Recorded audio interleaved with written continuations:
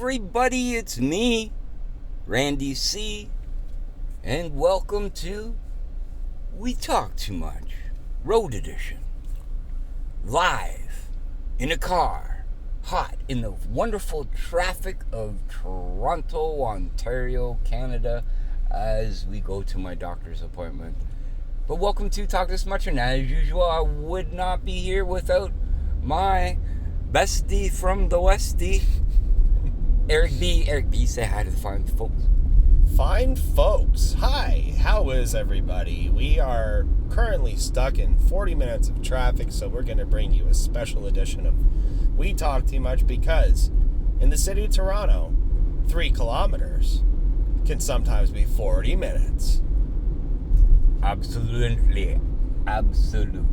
So yes, we were supposed to be about 10 minutes away from this place, but now we are 40 minutes. So Eric and I were like, hey, I got the Zoom in here. Well, we press record. People want to hear us talk. They want to hear us ramble. Yep. So we're going to talk and ramble. Eric had the topic this week. Normally, we talk about 15 minutes. And there's sounds and everything else like that. Well, guess what? This is live. I can't put them in. I'm not going to edit them in afterwards because I'm probably going to have to edit the sound in this anyways. So we're just going to talk, and we're going to talk as long as we want. So Eric picked the topic this week. What is the topic we are talking about this week, Eric? Well, Rand, this week we are going to be talking about our vices. Our healthy vices, though, folks. If you want to listen to us talk about our other vices, then you should join in on the TDS Wrestling show when we're there for the SummerSlam preview show. We'll talk about it all there. But for today, we're going to talk about some healthy vices. Borderline addictions, I guess you could call them. But things that make our lives a little bit better, a little bit more fun, and fulfill us. Because, yes, we are wrestling fans, but we also have other passions in life, folks, just like I'm sure you do. And, we're going to talk about our healthy vices this week. That was very good in describing it, eh? Yeah, I thought so. Vices. I didn't know if people would understand what a vice was. But maybe a vice grip, maybe Miami Vice, you never know. I had to make sure they knew. Got a couple of the shirts. Yeah. You definitely like to wear the neons. I've got my Miami Vice look on right now. That's exactly. For sure. A nice baby blue, a nice pair of aviators. But yeah, folks, anyways, healthy addictions is the topic of the day. And me and Randy, like we say, we talk way too much. A lot more than he talks to his wife. A lot more than I talk to my dog, even, I guess. And I talk to my dog a lot, folks. I think you talk to my wife more than I talk to my wife. That's a healthy vice. Yeah. I call that healthy. Yeah. In some relationships, you may think, though. But in turn, let's start with you. What is one of your healthy vices? So, roast beef, of course, folks. Everybody knows that I'm a roast beef connoisseur. Coke Zero connoisseur, too. That's for sure. I got a nice bottle in the car with me. Folks, we're not sponsored by them, but hey, if they want to send me some product, I'm ready to drink it. Yes, people, send him some Coke Zero products, please. You can find his address. Just look up his Facebook name and just Google it. You'll find him. It's public information as far as I'm concerned. I think it's public knowledge at this point. But yes, folks, my healthy addiction as a 40-year-old man, and I am absolutely happy to admit this, is toys. I like collecting toys. No, folks, not action figures, toys. And I'm happy to say that. And I think that we all need to say that as toy collectors. Because ultimately, what toy collecting does really gives you just complete access to your inner child at all times.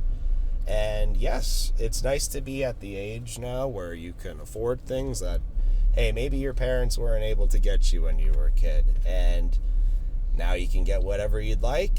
Collect it. You can get stuff from back then. So I personally have stuff from anywhere before I was born to present things that I have signed by all different people, not only wrestling, but I have a lot of different stuff.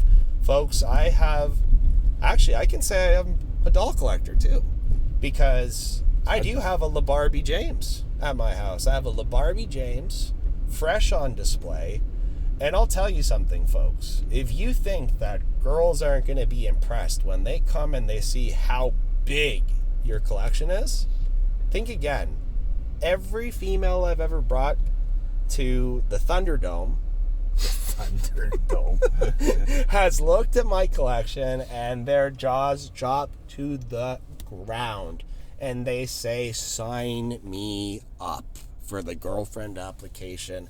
And I say, get in line, I'm a toy collector. Anyways, that's my introduction to this little segment. I like toys too. Do you collect any adult toys? I do. Oh, okay, fine talks. Okay. On a side note, yeah, the Thunderdome, eh? Well, I have a similar addiction to that too. I believe it definitely helps out by collecting toys. Yes, 100%. I have a whole bunch of, for nostalgia reasons, comics, cards, collectibles. You still own a comic store.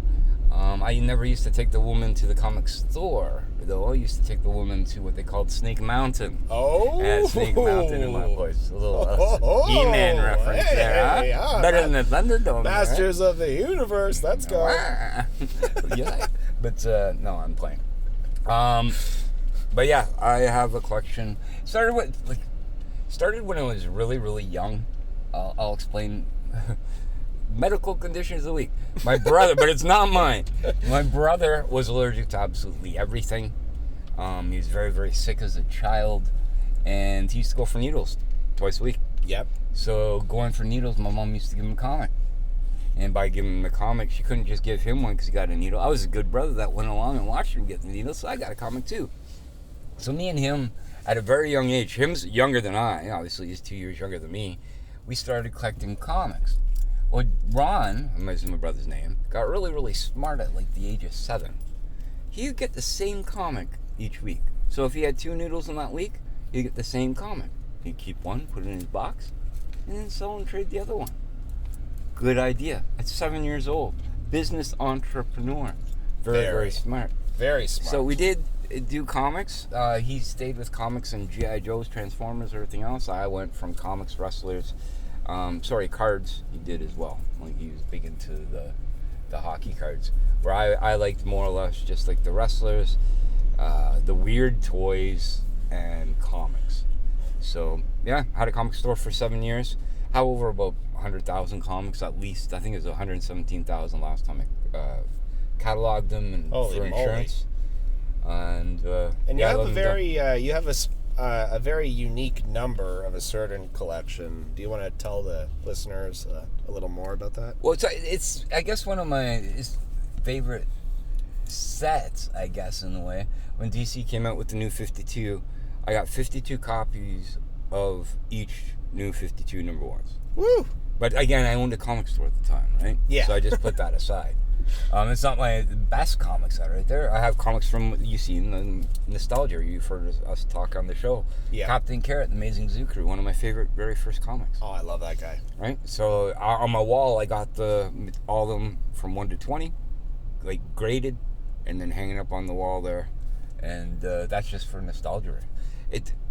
Collecting comics and that is a nostalgia pop. Remember being a kid, smiling, happy. I'm not saying you don't smile as an adult. Mm-hmm. I'm not a penny. I have 4 kids. Right? I tried to get them to collect this stuff. Yeah, didn't really work so much. Well, I think that, honestly, you make a really good point, because I think that, especially as, like, men, as you get older, we're told to kind of grow up and drop all of these things and get a Costco membership and stop collecting toys because we have more important things that we need to take care of.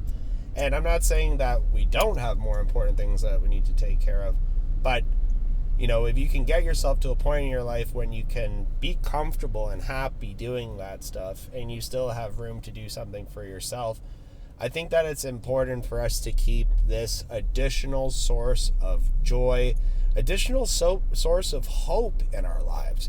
Because I don't know about you, Randy, but as a collector, when I go hunting for something, there's a rush, there's a thrill, there's an exhilaration that when I'm going out, I might find something that I want. And if I don't find it, it just makes the drive for me to actually want it more and go out and look for it a little bit more. That being said, I'm not so crazy in the sense where I am going to do this with all of my life, but when I have time to do it, I do it. I enjoy doing it. I enjoy finding things. Yeah, I like it. That's the best way to put it. Yeah, that's good. The hunt is definitely a healthy vice, because of the adrenaline, the go on, the remembering, nostalgia. Being a toy collector doesn't always, as a husband or having a spouse, doesn't always work as well. No, it doesn't fly. I know. I have a lot of friends. You've seen it. Like, hey, you got more toys. Like, you know what I mean? Yeah. But you know what? It has helped. There's been trips that we went on because of my toys, because there's a line that I didn't want anymore, or I had to sell it, or whatever I did with it. Exactly. So I definitely remind her, hey, if it weren't for this, it wouldn't have gave you that memory. But the older it gets, and like you say, you're looking at it on the wall, or you're looking at it in front of you, it makes you happy, makes you remember, makes you smile. Smells, tastes, you know what I mean, on certain things. Yes. Like, I can remember smell in particular of certain places of playing with certain toys that I've had, or reading a comic in a certain room, you know what I mean? So, I have seen that. Lady, what are you doing? He's boxing me in. Yeah, because he doesn't want you to do that. Oh, jeez. Anyways, yes, folks, we are driving. We're stuck in traffic. I found a workaround, but for some reason, as we're talking about comic books, the superhero driving behind us decided to box me in. So it's okay. But yes, Randy C., you make a lot of very good points there. And yeah, I mean, you want to keep your spouse happy, of course, but if your spouse wants you to be happy, they're also going to support these kind of fun things that you want to do, these little endeavors. True. And, as long as the bills are paid for or whatever. Make sure you're smiling, man. Yeah, like, that's what's the most important thing, is that we keep on smiling. We don't let all of this kind of stress of the world build up on us as adults, and we just stay alive. Spending adult money is cool too, though. Spending adult money is very cool. Should I buy this? Well, fuck yeah, I work for this. I can fucking buy whatever the fuck I want. Sorry for swearing at people, but it's the truth. It's my money and I need it now. Yeah, exactly, man. And you can do what you want to do. It's a power that we definitely have, folks. And the way that I got back into toy collecting actually was because I was dealing with the grief and the loss of my brother.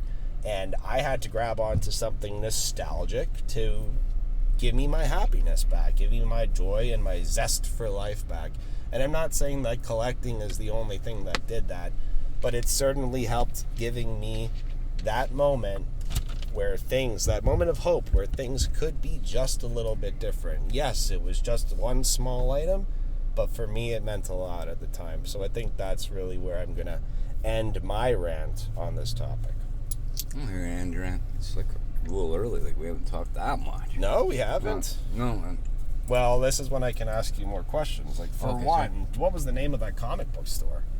Which one? Is that the one you owned? The one I owned? AOD. AOD Mavis. So, I owned it for about 7 years.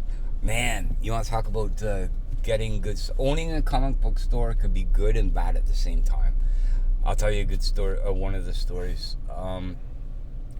People used to bring, like, on Saturdays or Sundays, I'd have this guy. And what he would do is go to garage sales. And he'd buy, like, comics or toys or whatever, and then just bring them to me. He brings in this box. And I was really, really busy. A box of comics. So I open it up and I look at it. It has, like, some of the Death of Superman. It's big right now. Good transfer. Yeah, very good transfer. Death of Superman in the white and the black plastic. And I see them. They're worth quite a bit and everything. I was like, how much you want for it? He goes, oh, I only want $10 a box. I'm like, all right. He had like 3 boxes. I see like 50 of these Death of Supermans. Yeah, I'll give you $20 a box. Here you go. You know what I mean? $60 handed over. Yeah. I go through it. There's comics from the 60s. Green Arrow, Green Lantern #1. Not in the greatest condition, so on and so forth. I went and got them graded and everything. But all of them, over 60, 70, 80, maybe even over 100 of the Death of Supermans. In each color, so white and the black. Yeah, I remember that. I had the hardcover color one. Very good. And But the blood was black.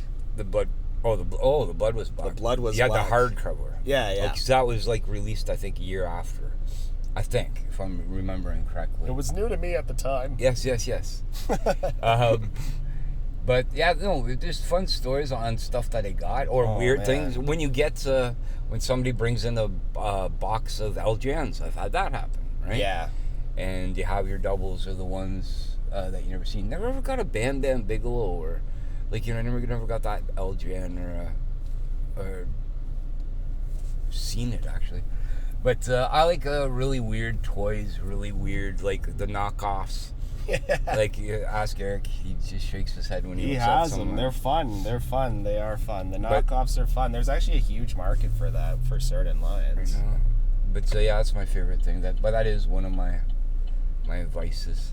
Oh, that's awesome. Well, yeah, I mean, Randy dropped a little story about his vice, so maybe I can do the same thing. Sure. As well, in regards to kind of hidden gems or times that you find people with things that they absolutely don't know that they have. One time I was looking on Facebook Marketplace and I saw the old style Titan Sports glasses, the full set, the 6 cups, everything together, and the guy was selling it for $4. I literally jumped on it, first person to message it, go and pick him up. And one by one, I had people messaging me saying, "Hey, did you get those?" Yeah. And when I picked them up, the guy, like, thankful. I'm thankful for the guy. When I picked them up at 8 o'clock at night, he told me, he's like, "Man, I got like 400 messages for these." Maybe I underlisted them. I was like, "No, I don't know. It's just retro's really popular right now." I eventually moved on for those glasses, and I sold the set for $120. Nice. Yeah, so there's always some fun stuff out there, and you got to find those gems. Look on Marketplace at all times, folks. That's it. And don't keep your comics anymore. If you get them, hold them on for a couple months because that's the most value you're going to get for them. Then sell them and buy a whole bunch of them. Times have changed, man, with comics. Their times have definitely changed, Rand. That's it. Well, I guess we'll end this episode. Yeah. Where can they find you, Eric? Or where can they send you gifts of fine Chuck E. Cheese glasses or something that makes you happy? Listen, I have Muppet Baby glasses, so don't start with me, all right? I'm a collector of all retro. I love it. But yes, you can find me at Wrestling with Eric on Instagram. That is without a W, without a G in the wrestling. And you can also listen to Draw Straws Raw every single week, as well as our friends, the Smack Daddies, the East Coast Podcast Champions of the World, as they review SmackDown every single week. And yeah, that's about it. And that's on the Hub Sports Entertainment Network, what you're listening to on here. Or go to patreon.com/The Draw, where you hear it here first. That's exactly where you hear You Talk Too Much first. Go follow our YouTube, Draw Straws Raw. Like, comment, subscribe. Yes, we are close to 3,700 subscribers. We want to get to the 5,000 member subscriber mark by the end of September. Oh. So, what I'm going to do is try to give something away. Like, comment, subscribe. Please give a comment as well. But if we get to the 5,000 subscribers, I'm going to give something away. But we got to get there by the end of September. Help us get there, folks. And until the next time, please take care of yourselves and each other and continue to live your lives impactfully. Live the Morgan, we still love. Yes. Laugh. And love wrestling. Deuces. Deuces. Say you think I said too much. Oh, I think I said too much. I think I said too much. Oh, I think I said too much. Does that bother you? What's it called? 4 letters, 1 word. Stop.